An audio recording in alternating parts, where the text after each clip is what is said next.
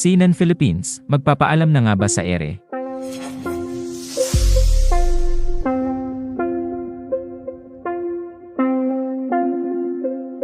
Kamakailan ay kumalat ang balitang hanggang sa katapusan na lamang ng buwan ng Enero, umano ang operasyon ng nag-iisang predominantly English language news channel on free-to-air television sa Pilipinas. Ayon sa ulat ng Media Newser Philippines, nagkasundo raw ang 9 Media Corporation at CNN na tapusin na ang kanilang licensing agreement dahil umano sa pagkalugi.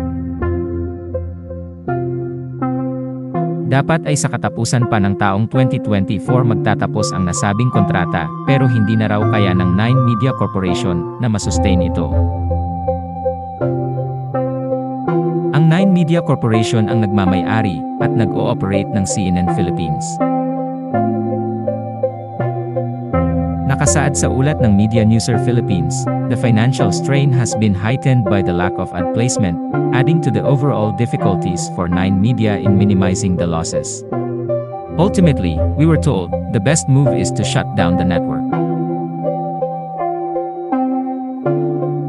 Makakatanggap raw ang mga empleyado at staff ng separation pay.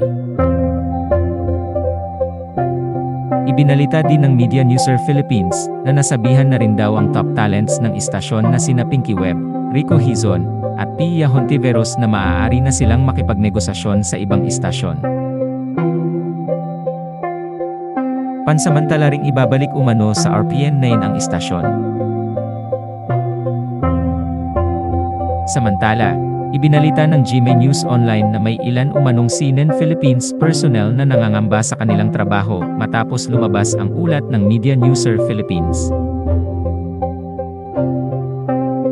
May memo raw ang CNN Philippines sa kanilang mga tauhan na magkakaroon umano ng General Assembly sa darating na Lunes, January 29, 2024, ngunit wala umanong nakalagay na agenda sa nasabing memo.